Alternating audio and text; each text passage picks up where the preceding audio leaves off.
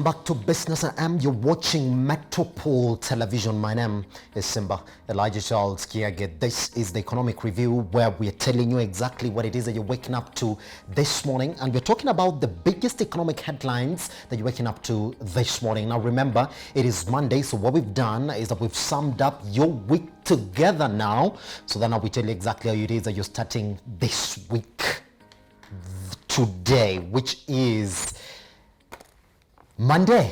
Which date it is? I'm trying to pick up the date. It is 20th, Monday, 2020. Wow. All right. Talk to us at Metropole TVKE. And this morning we are joined by George Emanga and Odhiambo Ramogi. Good morning, gentlemen. We're happy to have you around. All right. Now let's speak it. So the question is, now landlords are becoming increasingly jittery over their fortunes as the ability of their tenants to pay rent weakens due to the impact of COVID-19 on livelihoods. Now this reality has created a situation which property owners are seeing more and more tenants vacate their premises or requesting rent reduction. In 2019, the real estate sector grew by 4.8% on average from Q1 2019 to Q3 2019, 0.3 percentage points higher than the growth rate recorded over the same period in 2018. According to a Kenya National Bureau of Statistics quarterly gross domestic product report Q3 of 2019. Now, what is the way out for landlords as tenants demand for rent reviews and waivers? And what are the trends for the real estate sector in 2020? And what impact has the coronavirus pandemic had on the sector? Most importantly, though, is what the recovery chances for the sector are in 2020. Now, Odhiambo Ramogi, I just want to pick it from you this morning on what the recovery chances are for the sector in 2020. Simba, be here again. The real estate sector is an interesting one in the country. On one hand, of course, you do know that the high-end units are, so to speak, high in number or higher in supply than in demand, than the demand there is for them. On the other hand, of course, the lower end of the pyramid is the demand really outstrips supply. So that complex is interesting to study the sector. When you say it grew, more bankers are going for the bottom of the pyramid units, but even that one is still not picking up as fast as it should. Now, given the pandemic we are in, and of course the complexities around the sector that were there long before COVID, the prospects are grim, so to speak. It's not promising at all. But the interesting part is people are still constructing. There's a lot of construction that still is going on. You'd be surprised that both Nairobi, Mombasa, and Kisumu are experiencing a lot of growth in terms of construction. The unfortunate side of it is no one is taking up some of these units, and the people that are developing, the developers, are comfortable with it. That makes us think, well, where is this money coming from? The accusations of the yesteryears of the money coming from money laundering and corruption could probably be proven right by the situation. All that said, let's come now to the landlords issue that you are raising. They need to appreciate the fact that we are in the midst of a crisis, and then ask themselves how they can survive. Flexibility will help many of them to survive in terms of adjusting the rent costs, in terms of exploring how they can work with the tenants, because a lot of tenants have lost jobs. A lot of them no longer have the same income they had. I am aware of many companies that have reduced the salaries of their staff to 50%, 60%. And so for this reason only, I think landlords need to be appreciative of the situation and adjust accordingly. Bankers are willing to negotiate with many of them. So the excuse that the loans are restrictive and as such they are not able to be flexible is neither here nor there. All right, now, Wamoja, I want to put this to you again, therefore. I mean, when we were talking about cushioning the economy from the effects of the COVID-19 pandemic, you would have therefore expected that the government would have looked at this issue, rent, and most importantly, rental income tax, so that the landlords then would be willing to listen to our cries by saying, well, our businesses are not turning in the same amount of money that we expect them to turn in, so please listen to our cries, because we do know the government has also reduced your rental income tax. Why didn't we address this among the measures of cushioning the economy from the effects of the COVID-19 pandemic? I mean, the challenge of fiscal solutions is that they cut across in terms of sectors, in terms of the strata of the society, but they also cut across time, so that a fiscal policy move now might affect things next year and the year after. And so for that reason, you want to think keenly before you go for a fiscal solution to some of these problems.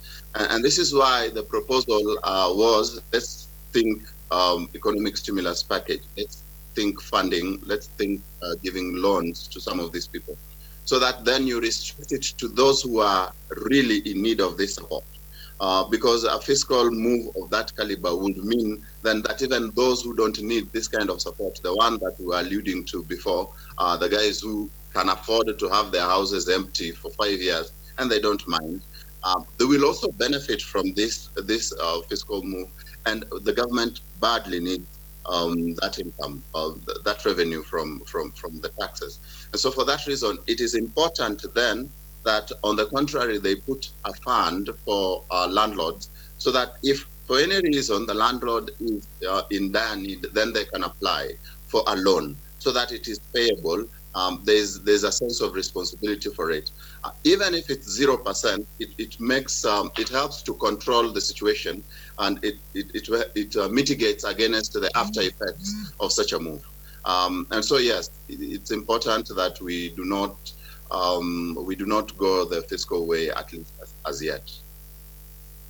Odhiambo, from where you're sitting this morning, what do you think the recovery chances are for the real estate sector in 2020, owing to the fact that, again, even before the COVID-19 pandemic, the real estate sector was actually underperforming really badly in 2019? So what do you see? What do you see happening in 2020 that's going to cement the recovery for the real estate sector?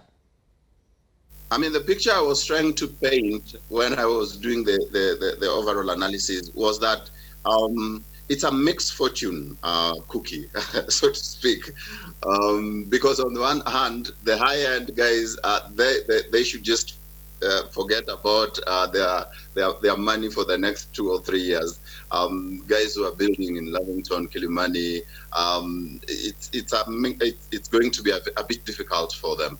On the other hand, the guys who would probably come up with creative solutions at the bottom of the pyramid, the guys who will come up with great solutions, perhaps out of the major cities like Nairobi and Mombasa into the villages, or not necessarily the villages, the urban and peri-urban centers out of the major cities, will probably benefit significantly from, one, the stimulus package, two, the economies that are there that are probably not going to be affected by COVID, because you understand we are still eating, and these guys depend majorly on agriculture. And for that reason, then they will still be in a position to be making income. If you install or if you invest something there for them, you're going to be much better. Naturally, the overall growth is not going to be 4.9%. We are probably looking at a lower figure, maybe 2%. But like I said, real estate is mixed and complex in this country, perhaps because of the income inequalities therein. Right, let's move on to the next issue this morning, where the unit price of tea dropped to an average 12-year low of $2.42 per kilogram in the 2019-2020 financial year, indicating a 6.8% drop from 278 shillings per kilogram the previous year. Now, according to the Kenya Tea Development Agency, the average price of a kilogram of tea fell below $2 per kilogram in the last 3 auctions, a scenario last seen in 2007. Now, the production of the green leaf increased by 28.5% 2.5% to 1.448 billion kilograms in the year ended June 2020, up from 1.27 billion kilograms the previous year. According to KTDA, the growth in production came amid a turbulent second half of the year that saw global tea prices plummet on the back of product oversupply in the market, as well as disruptions occasioned by the COVID-19 pandemic. However, the agency notes that the oversupply and industry disruption has replicated the falling prices trends in other markets such as India and Sri Lanka. How can Kenya Tea therefore compete internationally in the wake of an oversupplied market? Now, have the latest tea auction measures therefore put in place by the ministry as a result of the COVID-19 pandemic been beneficial to the farmers? I want to bring in George Manga this morning so we can actually look at this issue together. George, yes, we're talking about the least auction prices ever witnessed. We'll have to go back all the way to 2007. And we are blaming this, number one, on oversupply, which I know you and I do know started way back in 2018 as well, and the COVID-19 pandemic. Is that all? Or we have to look at another issue as well, George Manga? I think first things first, Simba. Our tea sector is one of our biggest foreign exchange earners for our economy, and therefore I expect the players in that industry to take this very seriously and try to look at mitigations or mitigating measures to ensure that we continue earning as much as we used to earn. Yes, COVID has come in and has disrupted a lot of supply chains across the globe. But that should not be a case for tea. Of course, they have talked of oversupply. But if you look at the tea, the way tea is marketed in Kenya, then you realize that there are several cartels that manage that supply chain. And therefore, I would not be surprised if somebody is trying to manipulate these prices in order to gain some bags or to gain some coin that in that space. So going below $2.42 per kg, I think is a big blow to the economy, and therefore I expect KTDA and that space to relook at their marketing strategies, to look at their value addition strategies and come up with measures to ensure that we don't go to levels that we were in 2007, 2008. So I expect a lot to be done in that space. Already you saw the CS for Agriculture, Mr. Munya, trying to do something or to rein into KTDA and the players in that space to ensure that farmers reap maximum benefits from their produce. We are yet to see the benefits, or we are yet to see the fruits of his measures. But I expect that as he reigns in these guys, then we should be able to get to get better prices for our produce at the global tea auction. Should say that the CS Munya is really trying to do something around this area. What we do know is that we have the tea regulations that we are now getting to introduce in the market. But if you also look at exactly what we did the other day when the president did announce that all the auctions was to be done here locally, completely, you would think that that will come in and help the farmers. But it looks like it has not, George. So what next? Do we have now to talk about proper value addition to our tea?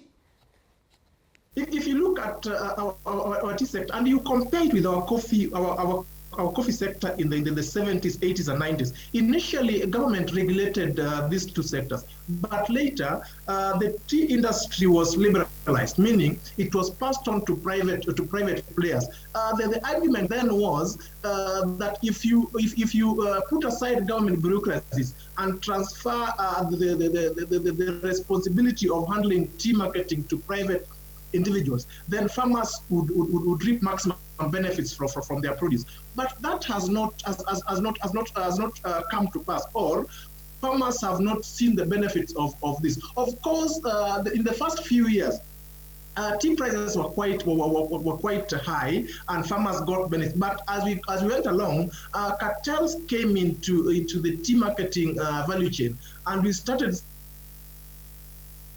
benefits.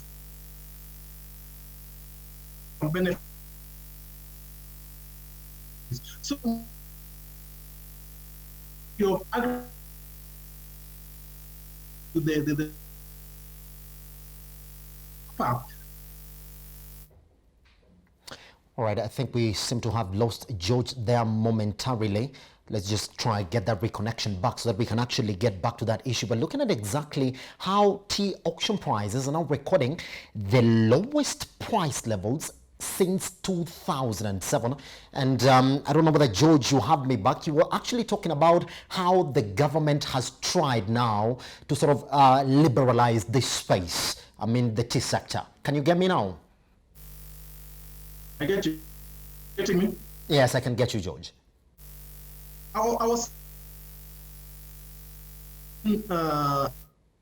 all right, I just want us to fix that shortly now. Let's just move on to the next issue as we try get George's connection fixed. Now, listed cigarette maker British American Tobacco recorded a 3.7 billion shillings pre-tax profit for the year ended June 30th, 2020, denoting a 1.5% growth in profitability. Now, the company has attributed this to lower operating costs, which fell by 10% to 6.79 billion shillings. Now, during the period under review, BAT's gross revenue dropped by 13.6% to 16.6 billion shillings, owing to lower domestic and export revenue as a result of the economic disruptions occasioned by the COVID-19 pandemic.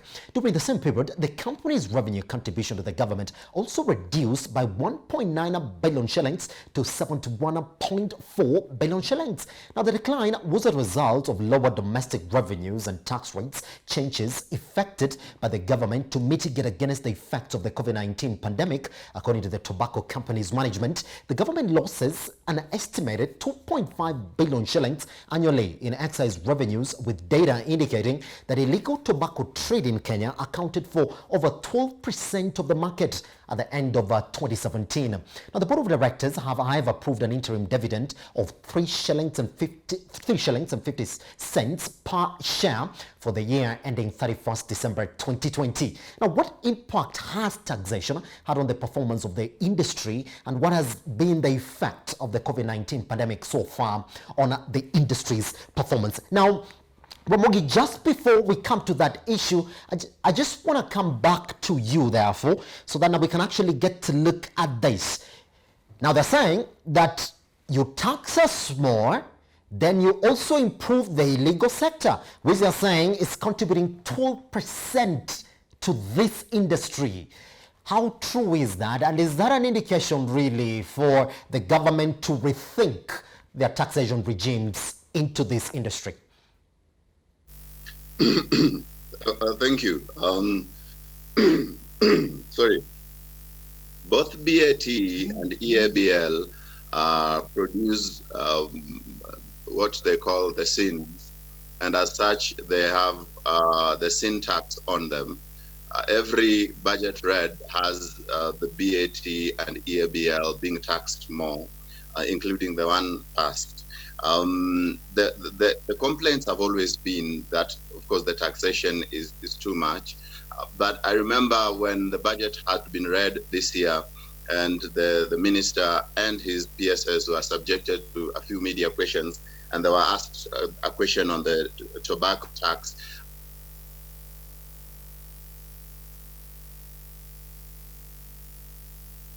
Right, we seem to have a technical issue with Ramogi there as well. Let me just jump on to George. George, good morning. Can you still get me? I get you clearly.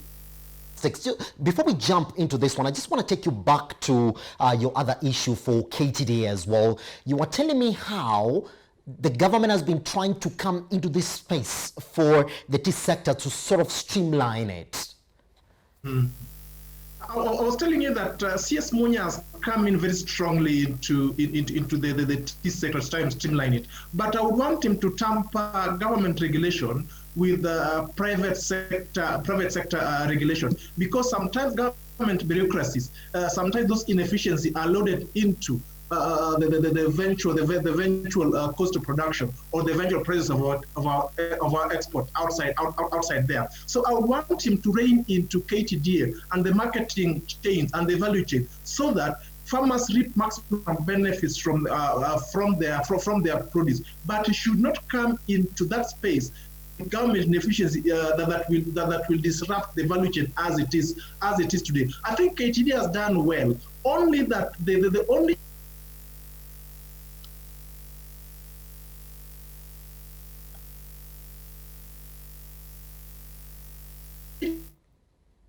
All right. George, if you can still get me.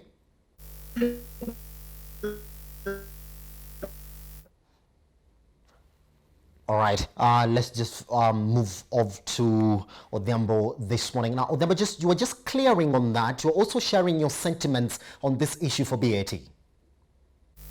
Yes, I was. It's a thin tax. It enjoys price elasticity. In other words, even if you increase the price of a the smoker will smoke. And so it makes no difference. The cartels.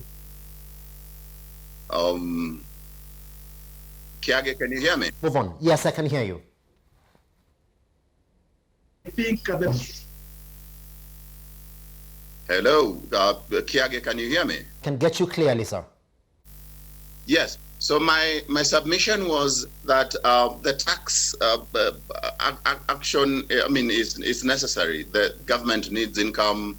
They're desperate for all the revenue they can get today. They will tax BAT, and even next year, I probably think they will increase the taxes and EABL and the others. The challenge, however, that we have, especially with government agencies and functions within government, is that yet expect great output. You'd expect that they would fight counterfeit products coming into the country so that locally produced products have an equal foot in the market. That is not happening as it should. You'd expect that illegal sales of tobacco in the country, or at least as it should operate at the benefit. Milk the you don't, and that, yes, I agree with that. Eliminating of tobacco can improve. Right. George, if you may allow me, let me just jump with you over to the BAT issue, because I think we're just we're running out of time to deal with the KTDA issue this morning. Now, let me just point you back to the BAT results. Let me take you back to 2019, when we have the Finance Act 2019 was effected.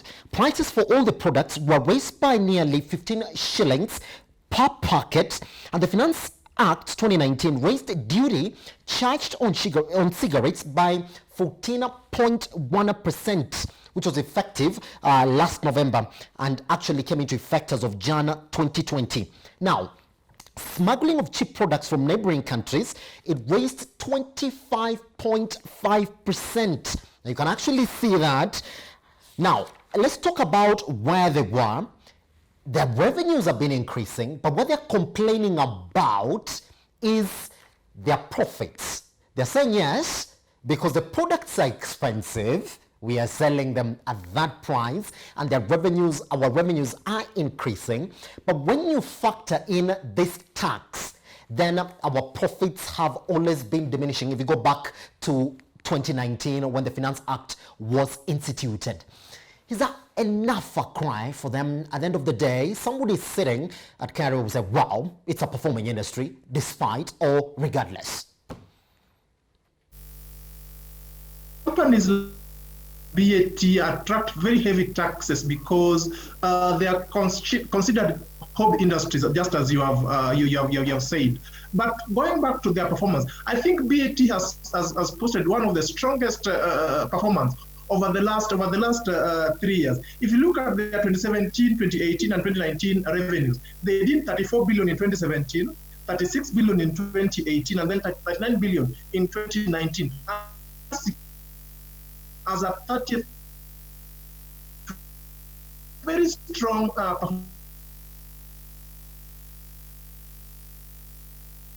tax breaks have come in handy to help them post even a better bottom line for the half year of 2020. You look at VAT, which was reduced by 2%. For the volumes that VAT trades, that 2% differential gives them a very huge plowback into their profit. You look at the pay as you earn, which has also given them a plowback into their profit. You look at corporate tax. Corporate tax, remember, was reduced from 30% to 25% from 1st of April, which gives them a 5% plowback into their profit. So I have no doubt that by the end of 2020, BAT might post a reduction in their revenues, yes, but the bottom line will still be looking very healthy. So I expect them to post even better profits in 2020. But the thing that I noted when I was reading their financials is their operating cost.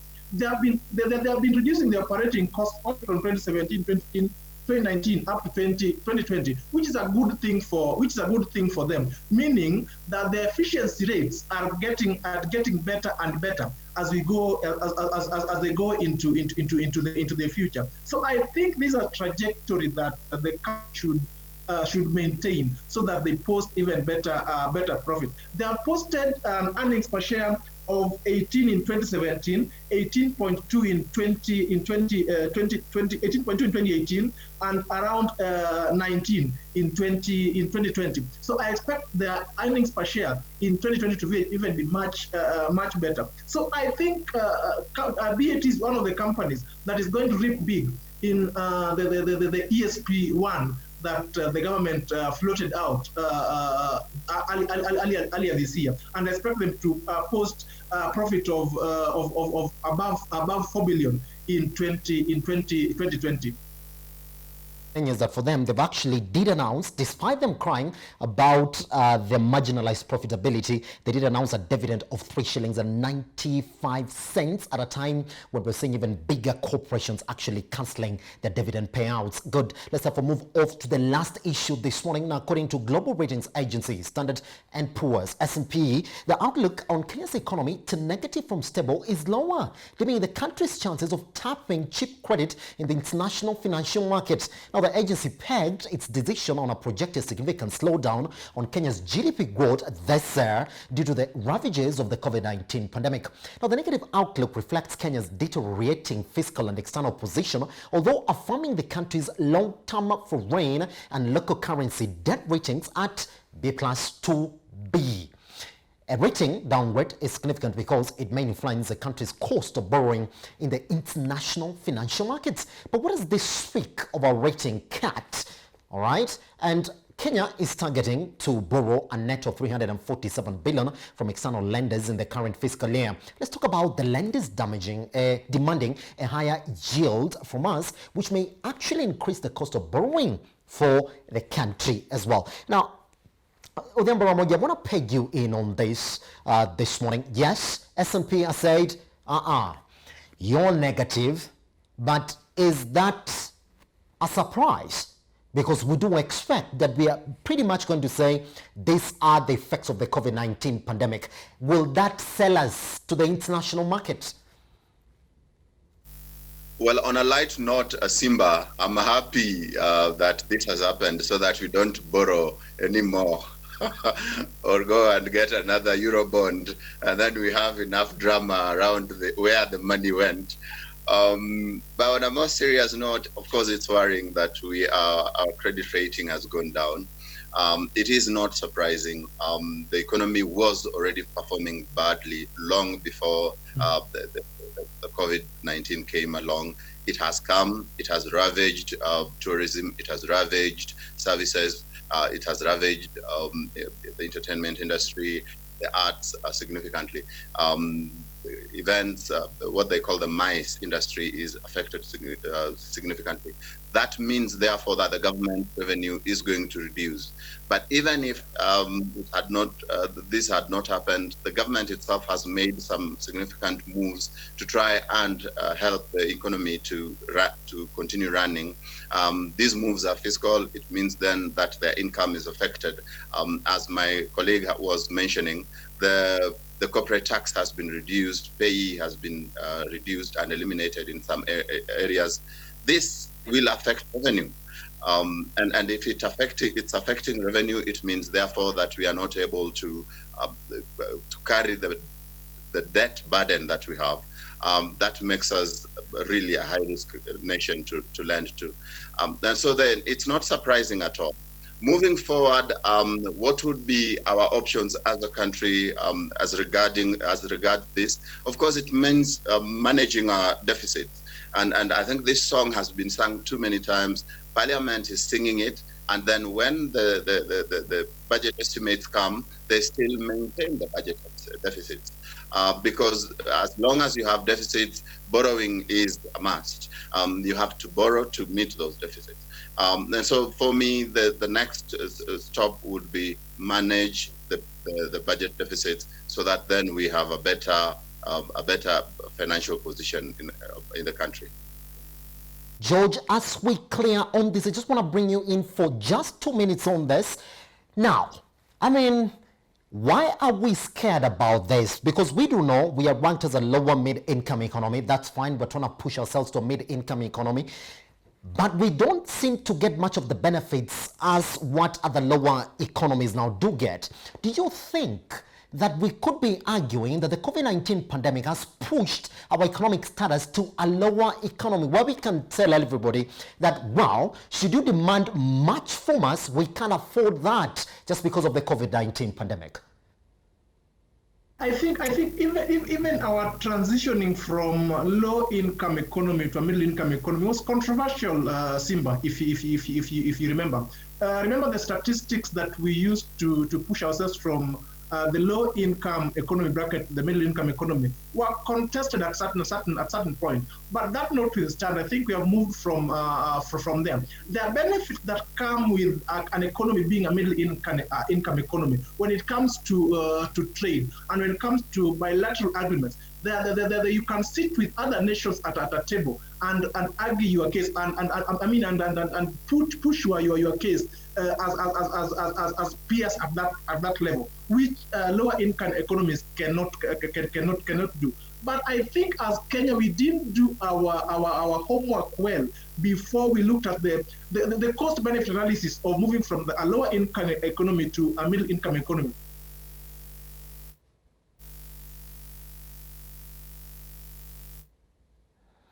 All right, we seem to have again lost George this morning. We blame this on the basics of running this on technology. All right, George, if you can get me, can we just get a minute from you this morning, or 45 seconds as you clear your point this morning?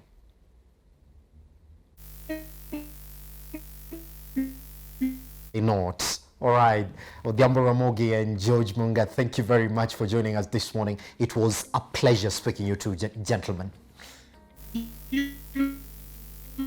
All right, we take a short break here. Once we come back, let's talk about the state of jobs in the economy as a result now of the COVID-19 pandemic. We do have Brother Mondays in the house.